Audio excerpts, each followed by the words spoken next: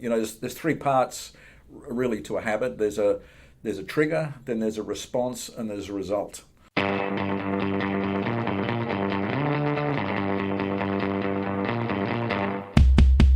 Welcome back, everybody, and Patrick Bakusis again. Hello, Patrick. Hi, John. Hey, Patrick. One of the things that I work with clients on a lot is building habits, or building the way we do the business, the way we sell, and making it very habitual. How do you build habit? I think there's only one way, and that's repetition. Just keep doing the same thing over and over again. There's three parts really to a habit. There's a trigger, then there's a response, and there's a result.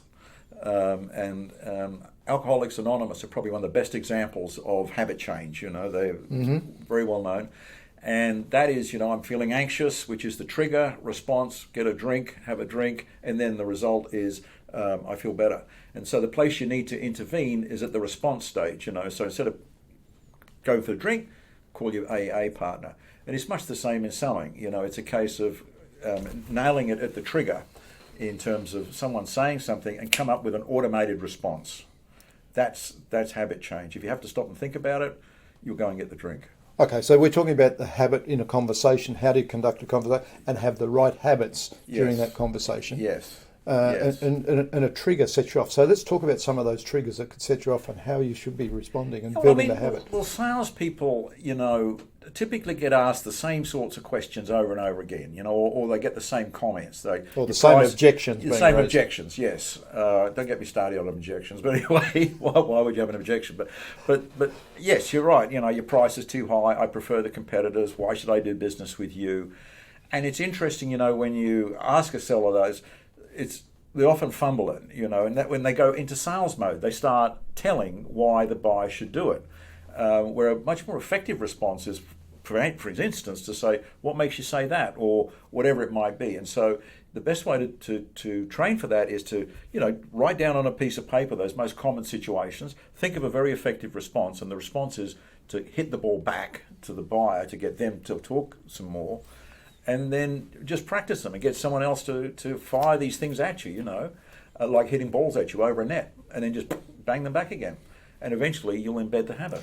And if you've got common questions you ask, particularly early in a sales process, there'll be all sorts of questions where you're drilling down and getting a better understanding of the problem. Yes. There'll be only 2 or 3 typical answers you'll get for each question. Yes. And as long as you're familiar with those and habitually know how to respond to those questions, you get a very good tennis game happening, right? Absolutely. You ask a question, you get the response. You ask a question, you get the response. Absolutely. And it's always about the question. Absolutely. I don't know how many times we have to say that, but I've got to keep saying it to myself.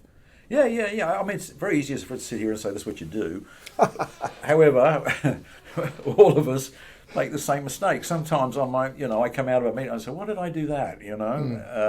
It's hard to break out of the habits. And that's why practice is the only way to do it.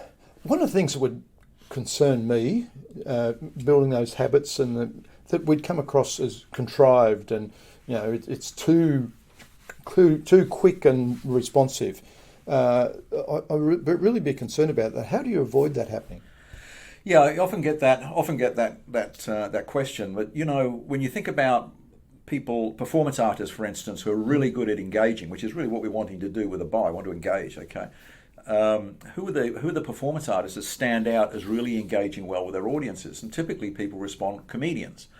And so, well, to what extent do you think they practice? And in fact, they practice a lot. The more they practice, the more natural they become. And this is the point. I mean, riding a bike wasn't natural once. So you practice and practice and practice, it becomes natural. So who defines natural? So what I'm suggesting is that these responses become natural. You just respond that way naturally. And it's only as a result of practice that you get that way. Great analogies there, I think, particularly the comedian. I like that. I knew a comedian well, and he would practice for hours and hours and hours and come out and feel like he's ad-libbing. Yeah. But it was all practiced. There's very, very few. I think Robin Williams and a few others are probably, you could count on the fingers of one hand, the real naturals that don't need to practice a lot. They're generally ad-lib. Most of them are highly practiced. Yeah. In fact, it enables you to be more absolutely engaging. Absolutely. Absolutely. The buyer doesn't know that that's the same response you gave to the same question 2 days ago to some other buyer. That's the original performance from the buyer's point of view. No, it doesn't come up. It comes across as confidence, where typically we fumble. There's one other really good thing about it too. Oftentimes, with these canned responses, you can reasonably predict what the buyer might come back with, and you can be prepared then with another response. And that's so, when they turn around and say, "Oh, well, your price is too high," and the buyer turns around and says, "Well," and you go back to them and you say, "Well, what makes you say that?" Well, what are they going to say? They're going to say, "Well, it just is," or "I have quotes from someone else that are better," or "I don't have the money."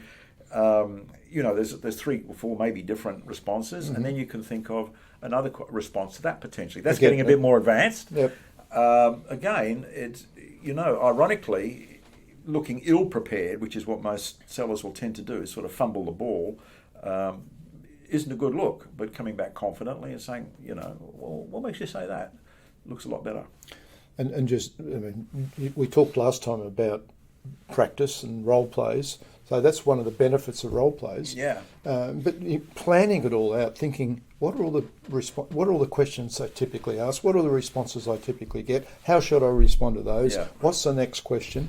Yeah. And then practicing that and building it as a habit, so it just happens naturally.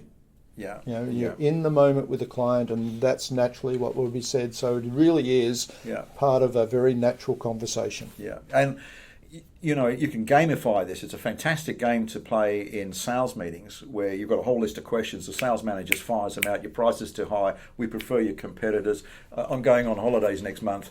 And then just have someone sort of respond and vote for the best answer. And I've done some of these, and the interesting thing is that every now and again you get an absolute gem of a response, and everyone sits there and goes, "Wow, that's a good one. Let's document that one."